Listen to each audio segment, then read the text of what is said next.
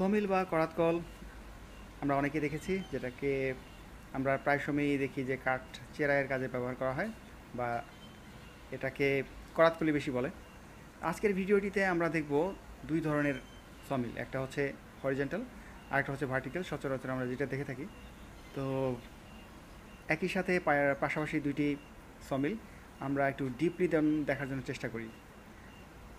অনেকজন শ্রমিক এখানে কাজ করছেন, তারা মূলত কাঠ চেরাইয়ের কাজ করেন।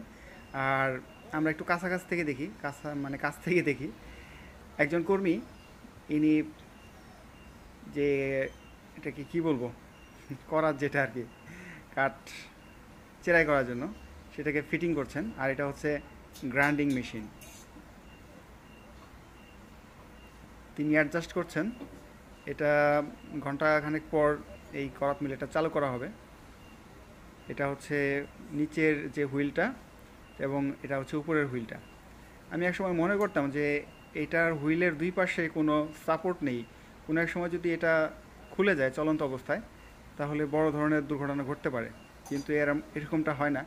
একজন কর্মী দেখতে পাচ্ছেন যে একটা হুইল দিয়ে বড় দুইটা হুইলটাকে অ্যাডজাস্ট করছে, মানে টাইট দিচ্ছে, যার কারণে এই যে করাত যেটা আছে আপনার, সেটা একদম টাইট হয়ে যাচ্ছে এবং সেটা বের হবে না। যখন এটা ঘুরবে তখন সেটা হুইল থেকে খুলে পড়ে যাবে না। তারপরে আরেকটা বড় কথা হচ্ছে, সবচেয়ে বড় টেকনিকটা হচ্ছে যে সাপোর্ট যে জিনিসটা দেওয়া আছে মাঝখানে সেন্টার বরাবর, সেই সাপোর্টের কারণে এই করাতটা খুলে যায় না। এই যে হাত দিয়ে ঘোরাচ্ছে তার ঠিক নিচে দেখবেন যে একটা মাঝখানে একটা সাপোর্ট আছে, সাপোর্টের কারণে এটা করাতটা খুলে যায় না। হুইলটা ঘোরানোর জন্য চেষ্টা করছেন এবং ঘোরাচ্ছেন, তবে সেটা ম্যানুয়ালি অ্যাডজাস্ট করার জন্য।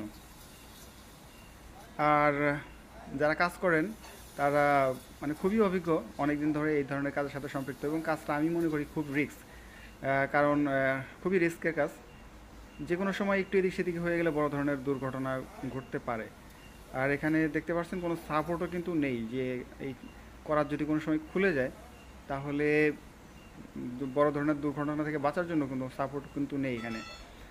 এখন একটা যন্ত্র দিয়ে, যন্ত্র বলতে একটা টুলস দিয়ে এটার করাতে যে দাঁতগুলো সেটা এদিক সেদিক করছেন যাতে খুব তাড়াতাড়ি কেটে যায়।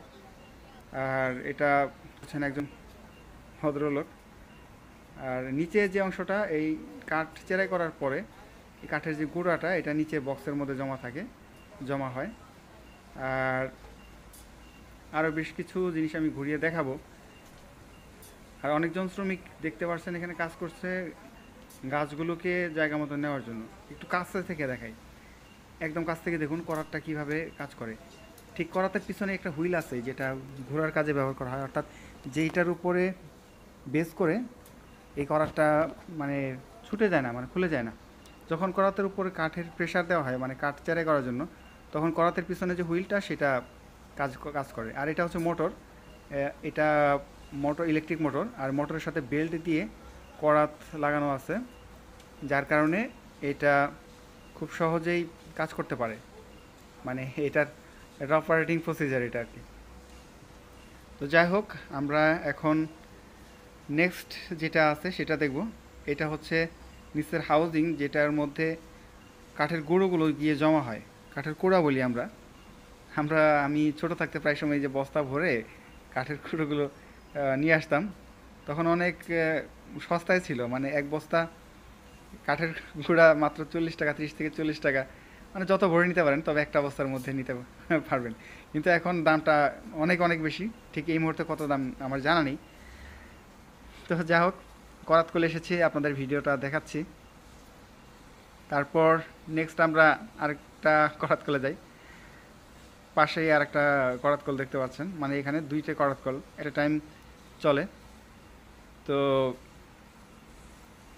চলুন দেখি এটাতে কি কি আছে।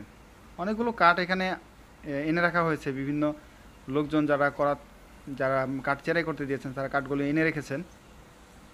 আর এখানে আরেকজন ব্যক্তি উনি অ্যাডজাস্ট করছেন এই করাত কল। এটা কিন্তু দেখার মতো একটা জিনিস, আসলে যদি না দেখেন তাহলে হয়তো বা বুঝতে পারবেন না।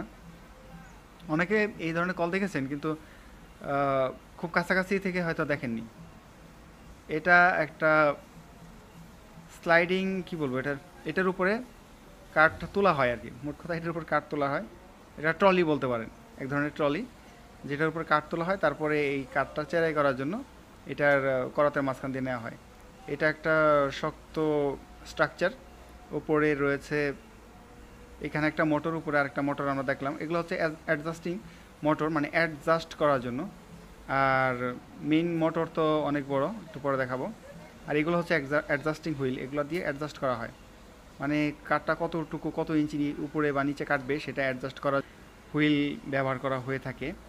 তো তারপর আমরা মোটর দেখাই, এটা একটা মোটর। আর এই মোটরের সাহায্যেই মূলত মানে মেইন পাওয়ার, এটা একটা বেল্টের মাধ্যমে, একটা পুলির মাধ্যমে এটা মেইন যে হুইলটার সাথে লাগানো আছে দেখতে পাচ্ছেন। আর মেন সুইচ পাশেই রয়েছে, মেন সুইচ যতক্ষণ না অন করা হবে ততক্ষণ পর্যন্ত চলবে না, এবং ইলেকট্রিক সাপ্লাই অবশ্যই থাকতে হবে সাথে। আর কয়েকজন কর্মী দেখতে পাচ্ছেন যে খুব চেষ্টা করছেন একটা গাছকে উপরে তোলার জন্য, ট্রলির উপরে তোলার জন্য, এবং তার একটা টেকনিক ব্যবহার করছেন, নিচে দুটি গাছ দিয়ে তারপর উপরে বড় গাছটি দিয়ে চেষ্টা করছেন এইটা ট্রলির উপরে দেওয়ার জন্য।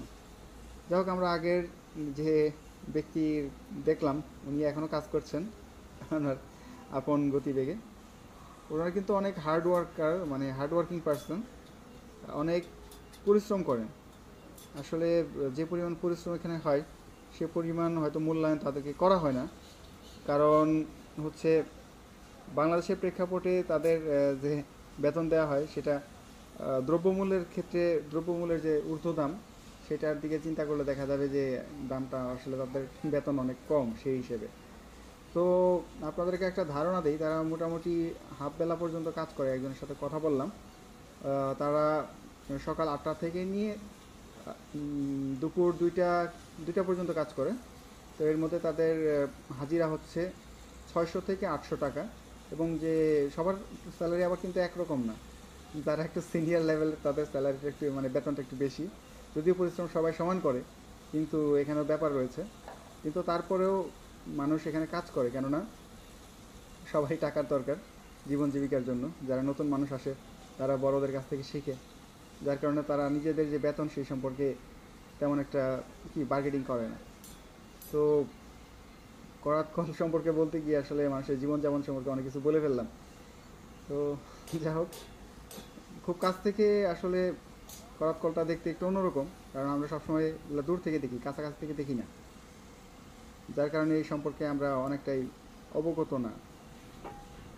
এই বিষয় এখানে আসলে না বললেই না। মানুষ যে পেশার মধ্যে থাকে দীর্ঘদিন ধরে, সহজেই সেই পেশাটা ছাড়তে পারে না, কারণ একটা কাজ করতে করতে মানুষ অভ্যস্ত হয়ে যায়। আর যার কারণে সেই কাজটা যত কষ্টেরই হোক না কেন, পরবর্তীতে কিন্তু সেই কাজ করতে সে অভ্যস্ত হয়ে যায়, এবং এই কাজটা তার কাছে অনেকটা ভালো লাগে, এবং জীবিকা নির্বাহের জন্য অন্য কোনো কাজ সে সহজে আর খুঁজতে চায় না। কারণ অনেক ধরনের দুর্ঘটনা ঘটার পরও মানুষ কিন্তু এই রিস্ক, এটা কিন্তু খুবই রিস্কের একটা কাজ, করাত কলের কাজটা। অনেক মানুষ এই কাজগুলো করে। তারা দেখুন ইঞ্জিনিয়ারিং কিন্তু করছে এখানে, অর্থাৎ নিজেরা নিজেরা অ্যাডজাস্ট করছে। এটাও একটা শেখার বিষয়। আমাকে দিলেও কিন্তু আমি এই অ্যাডজাস্টটা করতে পারবো না, কেননা এই সম্পর্কে আমার জ্ঞান নেই। কেননা এটা হচ্ছে প্র্যাকটিক্যাল একটা জ্ঞান, আর থিওরিটিক্যাল জ্ঞানের মধ্যে অনেক পার্থক্য থাকে, যার কারণে এই হয়তোবা অ্যাডজাস্ট করতে দিলে প্রথমেই আমি অ্যাডজাস্ট করতে পারবো না। তার কী কী জিনিস বিবেচনা করে সেই জিনিসগুলো আগে জানতে হবে, যে এটা অ্যাডজাস্ট করার জন্য আসলে কোন কোন দিকগুলো লক্ষ্য রাখতে হয়। হয়তো অন্য মানুষের চেয়ে যারা ইঞ্জিনিয়ারিং জানে তারা কিন্তু খুব সহজে এটা পারবে, কিন্তু তারপরেও এখানে একটা অভিজ্ঞতার ব্যাপার আছে। সব কাজেই একটা অভিজ্ঞতার ব্যাপার থাকে। আমরা যখন ইঞ্জিনের কাজ প্রথম করতাম 2004 সালের দিকে, তখন কিন্তু মনে হতো যে কাজটা খুবই সহজ, কিন্তু এক এক সময় দেখা যেত এক একটা স্টেপ আসতো, আর স্টেপ আসার পরে এই কাজটা কিন্তু অনেক কঠিন মনে হতো যে না, আমরা যতটা সহজ মনে করি বিষয়টা আসলে ততটা সহজ না। সব কিছুই মানে একজন মানুষের কাছে সহজ হয় তখনই, আস্তে আস্তে যখন প্র্যাকটিস করা হয়। এই বিষয়গুলো অনেকটা সেরকমটাই।